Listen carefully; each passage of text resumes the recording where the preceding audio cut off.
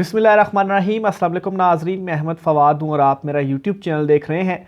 अहम ख़बरों, तजिए और तबसरे के साथ आज की व्लॉग में आपकी खिदमत में हाजिर हुआ हूँ। नाज़रीन, 3 इंपॉर्टेंट ख़बरें हैं जिसके हवाले से कुछ तफसीलात हैं, अहम तरीन और एक्सक्लूसिव डिटेल्स आपके साथ शेयर करूँगा। सबसे पहले तो आप ये चीज़ जहन में रखें कि हर अरूज को ज़वाल है और जो भी ताकतवर कुर्सियों के ऊपर बैठे हुए हैं, जो शायद इस वक्त तो ये भूल चुके हैं कि उन्होंने एक ना एक दिन इस कुर्सी से हटना है, लेकिन उन्होंने इस कुर्सी से हटना ही हटना है। कुछ अहम तरीन तफसीलात चीफ जस्टिस आमिर फ़ारूक साहब के हवाले से आपके साथ मैं शेयर करूँगा कि क्यों इमरान खान साहब उनके ऊपर बार बार उन्होंने अदम एतमाद का इजहार किया और चीफ जस्टिस आमिर फ़ारूक साहब ने इस इजहार को दुरुस्त भी साबित किया कि वाकई इमरान खान साहब जो उन पर अदम एतमाद करते थे वो दुरुस्त था। पहले तो सिर्फ पाकिस्तान तहरीक इंसाफ या इमरान खान साहब की जानिब से चीफ जस्टिस आमिर फ़ारूक के हवाले से अदम एतमाद किया जा रहा था, बल्कि अब तो ये हो रहा है कि अब मज़ीद हलकों से भी इनके हवाले से जो आवाज़ है वो उठना शुरू हो चुकी है और इमरान खान के अगेंस्ट जो तोशा खाना में ख़ास तौर पर इमरान खान साहब को सज़ा नाअहली वगैरह हुई, बज़ाहिर इन तमाम तर चीज़ों में इस्लामाबाद हाई कोर्ट या चीफ जस्टिस आमिर फ़ारूक साहब की जो है वो सहूलतकारी भी नज़र आ रही है। मामला क्या है, कुछ अहम तरीन एक्सक्लूसिव तफसीलात आपके साथ शेयर करनी है। दूसरे नंबर पर चीफ जस्टिस कादी फ़ाइज़ ईसा साहब जो हैं उन्होंने एक बड़ी पाबंदी लगा दी है और जो इस वक्त सुप्रीम कोर्ट के मसाइल हैं चीफ जस्टिस कादी फ़ाइज़ ईसा के नज़दीक, जिसमें साहब का लफ्ज़ इस्तेमाल नहीं करना और आला अदलिया सुप्रीम कोर्ट के लिए लफ्ज़ इस्तेमाल नहीं करना, तो इसी तरह से एक और बड़ा इसी किस्म का मसला था जो कि हल किया है Qazi Faez Isa chief justice supreme court of Pakistan ने। लेकिन जो इंसानी हकूक़ की खिलाफ वर्जियाँ हो रही हैं वो शायद उनके नज़दीक वो इतना इंपॉर्टेंट मसला नहीं था जितने इंपॉर्टेंट ये मसाइल थे। कुछ तफसीलात इस हवाले से भी शेयर करूँगा और जस्टिस इजाज़ुल एहसन के गिर्द भी जो घेरा है वो तंग किया जा रहा है। जैसे जस्टिस मुज़ाहिर अकबर नकवी का इस वक्त मामला चल रहा है, इसमें जस्टिस इजाज़ुल एहसन के हवाले से क्या लेटेस्ट डेवलपमेंट सामने आई है, इस पर भी कुछ अहम तरीन तफसीलात आपके साथ शेयर करूँगा। सबसे पहले तो नाज़रीन मैं आता हूँ chief justice Islamabad high court justice Aamir Farooq के ऊपर। अच्छा, तो मामला कुछ यूँ है, एक तो हर केस इमरान खान का अपने पास ये लगाते हैं और उसको सुनते हैं और फिर उसके बाद इनके जो फैसले हैं वो बाद में, जब ज़ाहिर सी बात आपने एक मरतबा फ़ैसला दे दिया तो फिर तो आपके पास वो केस नहीं आएगा। और इसका एक अमली मुजाहरा भी हमने देखा कि कैसे जो जेल ट्रायल है इसको कालअदम करार दिया हाई कोर्ट के ही 2 रुकनी बेंच ने और पूरे का पूरा जो फैसला था वही उड़ाकर रख दिया। इसी तरीके से चीफ जस्टिस आमिर फ़ारूक के ऊपर इमरान खान साहब ने भी कई मरतबा अदम एतमाद किया, लेकिन उसके बावजूद भी आमिर फ़ारूक साहब जो हैं वो इमरान खान साहब के केसेस सुनते हैं। अब एक और बड़ा मामला है, ये मामले को आप सुनिएगा और इसमें आप देखिएगा कि कैसे चीफ जस्टिस, और इसमें आपको नज़र आएगा कि कैसे बज़ाहिर चीफ जस्टिस आमिर फ़ारूक साहब जो हैं वो सहूलतकारी फ़राहम कर रहे हैं। कैसे वो सुनिएगा। ये मामला असल में तोशा खाना का मामला था। इमरान खान साहब ने एक अपील दायर की थी हाई कोर्ट में और वो अपील वापस इमरान खान साहब ने कहा था, मतलब दरख्वास्त वापस लेने के लिए एक और दरख्वास्त दायर की थी। यानी कि आप कोर्ट में एक दरख्वास्त देते हैं और फिर आप कहते हैं कि इस कोर्ट में नहीं चलना चाहिए, तो आप उस दरख्वास्त को कहते हैं वापस दे दें। तो वो दरख्वास्त को वापस लेने में फ़ैसला महफूज किया गया और कोई तकरीबन 1 साल तक ये मामला इसी जगह पर लटका रहा। तो केस आगे कैसे चलेगा, इमरान खान की दरख्वास्त फिर आगे कैसे चलेगी, और ये बहुत इंपॉर्टेंट दरख्वास्त थी तोशा खाना मैटर में। अच्छा, केस वापस लेने की दरख्वास्त और 10 माह, साकिब बशीर साहब ने कुछ चीज़ें तहरीर की आपके सामने रख रहा हूँ। 21 नवंबर 2022 को तोशा खाना रेफरेंस का इलेक्शन कमीशन का फ़ैसला आया। 1 हफ्ते के अंदर इमरान खान ने फ़ैसला इस्लामाबाद हाई कोर्ट में चैलेंज किया। वो तोशा खाना वाला के एक तो फौजदारी कार्रवाई और नाअहली से रिलेटेड जो इलेक्शन कमीशन ने फ़ैसला दिया था, फिर उसके बाद वो कार्रवाई चली इमरान खान के अगेंस्ट और फिर उनको जो सज़ा है वो हुई। लेकिन वो जो इलेक्शन कमीशन का फ़ैसला था माफ़ कीजिएगा, वो इमरान खान साहब ने हाई कोर्ट में उस वक्त ही चैलेंज कर दिया था और अगर तब वो फ़ैसला हो जाता तो फिर आगे चीज़ें चलनी ही नहीं थी और वो फैसला ही नहीं हुआ। और उस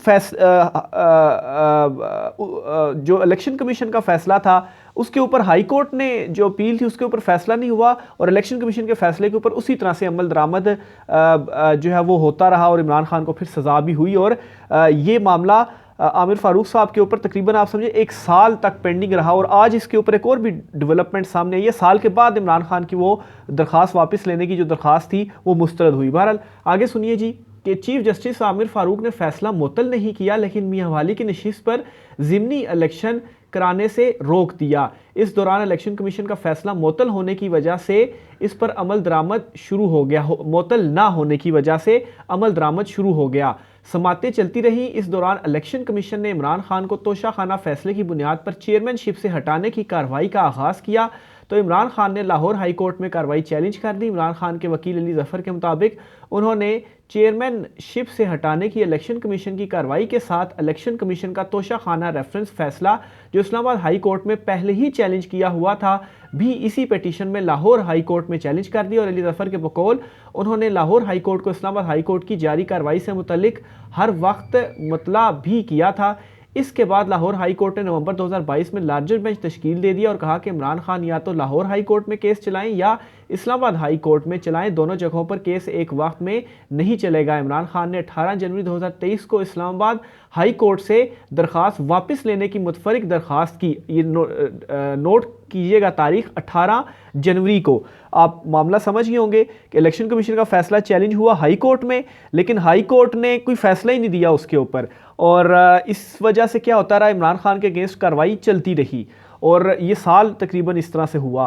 फिर इमरान खान साहब ने लाहौर हाई कोर्ट में गए, लेकिन दो जगह फैसला नहीं चल सकता, तो इमरान खान ने high court Islamabad high court से दरख्वास्त वापस करने की मुतफरिक दरख्वास्त दी 18 जनवरी 2023 को। 19 जनवरी को समाअत हुई। चीफ जस्टिस ने कहा 25 जनवरी के लिए रख लेते हैं, दूसरी तरफ को सुनकर फैसला करेंगे। अगली समाअत पर इलेक्शन कमीशन और मोहसिन शाह नवाज रांझा के वकील ने एतराज़ उठाया और अदालत को कहा इमरान खान ने लाहौर हाई कोर्ट में यहाँ की कार्रवाई लाहौर हाई कोर्ट को नहीं बताई, फिर केस यहाँ पहले चल रहा है, यही चलना चाहिए। अगर अदालत ने इनकी दरख्वास्त वापस लेने की मंजूरी करनी भी है तो इनके खिलाफ लिख कर दरख्वास्त मंजूर करें, क्योंकि उन्होंने अदालत से चीटिंग की। फिर मामला चलता रहा, 6-7 समातें हुई, आखिरकार 13 सितंबर को फैसला महफूज हुआ जो आज 6 नवंबर तक महफूज है। अच्छा, ये अब सुना दिया गया है 19 जनवरी से 6 दिसंबर ये है 6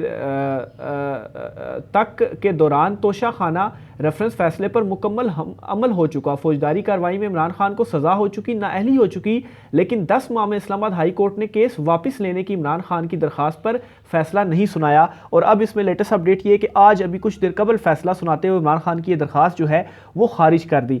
अब आप ये देखें कि 10 माह एक मामला चलता रहा, इमरान खान ने वापस लेनी थी दरख्वास्त, तो वो चीफ जस्टिस आमिर फारूक साहब ने फैसला ही नहीं सुनाया, 10 माह तक महफूज रखा और आखिर में 10 माह के बाद दरख्वास्त मुस्तरद कर दी। और इस दौरान क्या हुआ, वो तोशाखाना वाला मैटर इमरान खान के खिलाफ चला और इमरान खान को सज़ा भी हो गई। ये ऐसे ही है जैसे एक हम सुनते हैं कि मुलजिम को, एक शख्स को सज़ा हो गई, सज़ाए मौत हो गई, उसे फांसी हो गई और उसके बाद आखिर में जाके सुप्रीम कोर्ट से वो बरी हो जाता है 14-15 साल के बाद। या इस तरह से होता है कि वो उम्र कैद काट लेता है और 14-15 साल के बाद बरी होता है, तो अब उसका क्या फ़ायदा, अब तो उसने सज़ा काट ली है और उसको फांसी की सज़ा होगी और मरे हुए बंदे को आप कहते हैं ये बेगुनाह था, तो उसका कौन रिस्पॉन्सिबल है। तो यही कुछ हुआ है और ये किसने किया है, chief justice Islamabad high court जो है, इसी को सामने रखते हुए मैं कह रहा हूँ कि बज़ाहिर सहूलतकारी फिर ऐसे ही हो गई कि फ़ैसला नहीं सुनाया और वहाँ केस चलता रहा। अगर ये फ़ैसला सुना देते या तो उसको मुअत्तल कर देते, फिर जाहिर सी बात है अगर फ़ैसला मुअत्तल हो जाता तो आगे कार्रवाई कैसे चलती, या आप इमरान खान की दरख्वास्त वापस लेने की मुतफरिक दरख्वास्त एक्सेप्ट करते तो क्या होता, फिर लाहौर हाई कोर्ट में चलता, या अगर आपने रिजेक्ट करनी थी तो इस पर कानूनी माहिरीन का कहना है कि ये मेरिट के ऊपर नहीं होती, 1-2 समातों में 3 समातों में फैसला करना होता है। अगर ये शुरू में ही जो है वो रिजेक्ट भी इवन के इमरान खान की दरख्वास्त हो जाती, कम से कम इस्लामाबाद हाई कोर्ट में फिर केस चलता आप इमरान खान साहब की जो दरख्वास्त थी उसको वो खारिज कर देते, तो कम से कम इमरान खान साहब आगे सुप्रीम कोर्ट में चले जाते।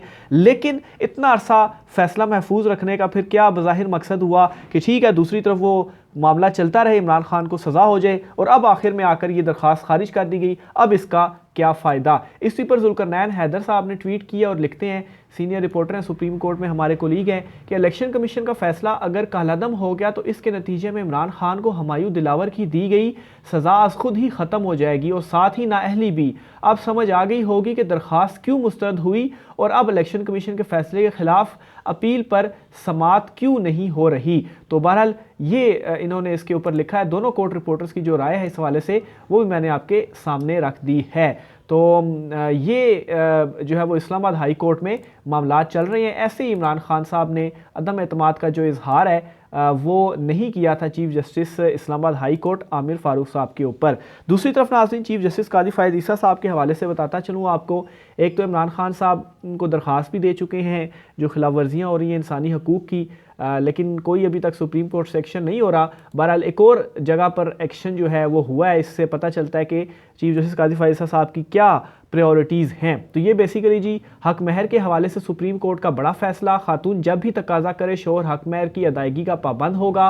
6 साल तक हक महर की अदायगी में ताख़ीर पर शोहर को 1 लाख जुर्माना और कानूनी चाराजोई की अदायगी का हुक्म। हक महर शरई तकाजा है जिसका तहफ़्फ़ुज़ मुल्की कवानीन में भी मौजूद है। हक महर की अदायगी का वक्त निकाह नामे में मुकर्रर ना हो तो बीवी किसी भी वक्त तकाजा कर सकती है। मौजूदा केस में बीवी को हक महर के हसूल के लिए मुकदमा दायर करना पड़ा जो 6 साल बाद सुप्रीम कोर्ट पहुंचा। अब ये देखें कितनी अनफॉर्चुनेट है कि हक महर है, सबको मालूम है वो देना ही देना है, लेकिन 6 साल बाद वो सुप्रीम कोर्ट में पहुंचा और फिर खैर सुप्रीम कोर्ट ने इसके ऊपर ये फैसला दे दिया कि जी हक महर आपने देना है। मतलब ऑलरेडी ये चीज़ें तय हैं लेकिन फिर भी हो रहा है। तो बहरहाल ये चीफ जस्टिस कादी फ़ायद ईसा की सरबराही में 3 रुकनी बेंच था कमरा अदालत नंबर 1 का जिसने ये फैसला सुनाया। अदालतों में गैर ज़रूरी अपीलें दायर करने पर शोहर को जुर्माना आयद नहीं किया। गैर ज़रूरी अपीलों पर जुर्माना किया होता तो नौबत यहाँ तक ना पहुँचती। गैर ज़रूरी अपीलें दायर करने से अदालती निज़ाम मफलूज हो जाता है। बिला वजह की मुकदमाबाजी ख़त्म करने के लिए अदालतों को जुर्माना करने से हिचकिचाना नहीं चाहिए। ये जी फैसला चीफ जस्टिस कादी फ़ायद ईसा की सरबराही में जो 3 रुकनी बेंच था उसने तहरीरी हुक्मनामा जो है वो जारी कर दिया है। जस्टिस जाजुल एहसन के हवाले से भी बड़ी खबर है और वो ये है कि वो चूँकि सुप्रीम जुडिशल कौंसिल के मेंबर हैं तो इनके ख़िलाफ़ एक दरख्वास्त दायर की है मियाँ दाऊद एडवोकेट ने और उन्होंने एतराज़ जो है वो किया है इनकी जुडिशल कौंसिल की मेंबरशिप के ऊपर और उस मेंबरशिप को इन्होंने चैलेंज किया है। दरख्वास्त में इन्होंने कहा है जी कि आइनी दरख्वास्त के साथ साबिक CCPO ग़ुलाम मोहम्मद डोगर के मुकदमे की मुकम्मल आर्डर शीट जो है वो मुंसलिक की गई है और इसमें इन्होंने कहा है जी कि आइनी दरख्वास्त के साथ सुप्रीम जुडिशल कौंसिल में जस्टिस जाजुल एहसन पर एतराज़ात की दरख्वास्त भी मुंसलिक की है। जस्टिस मुज़ाहिर नकवी के ख़िलाफ़ करप्शन और मिसकंडक्ट का रेफरेंस सुप्रीम जुडिशल कौंसिल में ज़ेर समात है। साइल की शिकायत पर जुडिशल कौंसिल मुज़ाहिर नकवी को दूसरा शोकाज़ नोटिस जारी कर चुकी है। शोकाज़ नोटिस में मुज़ाहिर नकवी से 3 ऑडियोज़ लीक्स की बाबत भी सवाल किया गया। तीनों ऑडियो लीक्स मुकदमात की बेंच फिक्सिंग और ग़ुलाम मोहम्मद डोगर केस की बाबत है। जस्टिस जाजुल एहसन सुप्रीम कोर्ट के इस बेंच का हिस्सा थे जिसने बेंच फिक्सिंग के तहत ग़ुलाम मोहम्मद डोगर का मुकदमा सुना। जाजुल एहसन ताहाल जस्टिस नकवी के ख़िलाफ़ समात करने वाली सुप्रीम जुडिशल कौंसिल के मेंबर हैं। कानूनी और रसूली तौर पर ग़ुलाम मोहम्मद डोगर का मुकदमा सुनने वाला कोई जज सुप्रीम जुडिशल कौंसिल का मेंबर नहीं बन सकता। जस्टिस जाजुल एहसन का सुप्रीम जुडिशल कौंसिल में मेंबर रहना आइन के आर्टिकल 10A और 9 की जो है वो खिलाफ वर्जी है। तो बहरहाल पहले जस्टिस जो नकवी हैं उनके अगेंस्ट मामला चल रहा है सुप्रीम जुडिशल कौंसिल में और अब सुप्रीम जुडिशल कौंसिल में एक ही वाहिद जज हैं जस्टिस जाजुल एहसन साहब जो कि मुखालिफ थे उनको नोटिस जारी करने के और दीगर जो जजिस से जिसमें चीफ जस्टिस कादी फ़ायद ईसा साहब भी हैं तो उन्होंने जो नोटिस हैं वो जारी किए थे। 4-1 से ये फैसला आया था। तो वो अब एक जो जज हैं उनके हवाले से भी ये एडवोकेट मियाँ दाऊद साहब उन्होंने ये जो दरख्वास्त है वो दायर कर दी है जी कि ये मेंबर ना हो सुप्रीम जुडिशल कौंसिल के। तो बहरहाल जस्टिस जाजुल एहसन के हवाले से भी कहा जा रहा है कि शायद उनके हवाले से भी कुछ जो चीज़ें वगैरह हैं वो इस तरह सामने आ सकती हैं जिस तरह से मुज़ाहिर नकवी जो हैं उनके हवाले से आई हैं। बहरहाल इस मामले पर भी कुछ अहम जो वकला हैं उनसे जो गुफ्तगू हुई है उसमें भी जो वकला वगैरह हैं उनका ये मानना है कि जस्टिस मुज़ाहिर नकवी के ख़िलाफ़ भी जो रेफरेंस ये जो शिकायत वगैरह है ये भी कोई सॉलिड नहीं है। ये जब आगे चीज़ें चलेंगी तो प्रूफ देने पड़ेंगे, सबूत देने पड़ेंगे जो इल्ज़ामात लगाए गए हैं और वो सबूत दे नहीं पाएंगे जिन्होंने ये इल्ज़ामात लगाए हैं। ये जो शिकायत है वो दायर की है और जस्टिस मुज़ाहिर नकवी ने बड़ा ज़बरदस्त जवाब भी सुप्रीम कोर्ट ऑफ पाकिस्तान में अपने इस मामले के ऊपर जमा करवाया है। तो इस मैटर का भी कुछ ज़्यादा होने नहीं जा रहा लेकिन फिर भी सुप्रीम कोर्ट ऑफ पाकिस्तान में जो है वो ये चीज़ें चल रही हैं और दूसरी तरफ जो मामलात हैं जिनको असल में देखा जाना चाहिए था वो मामलात इग्नोर ही हो रहे हैं। चीफ जस्टिस आमिर फारूक साहब के हवाले से आपके सामने जो कुछ चीज़ें हैं वो भी रखी हैं। तो बहरहाल ये मामला चल रहे हैं, राय का इज़हार कीजिएगा। आज की व्लॉग से इतना ही, मुझे इजाज़त दीजिए। अल्लाह हाफ़िज़।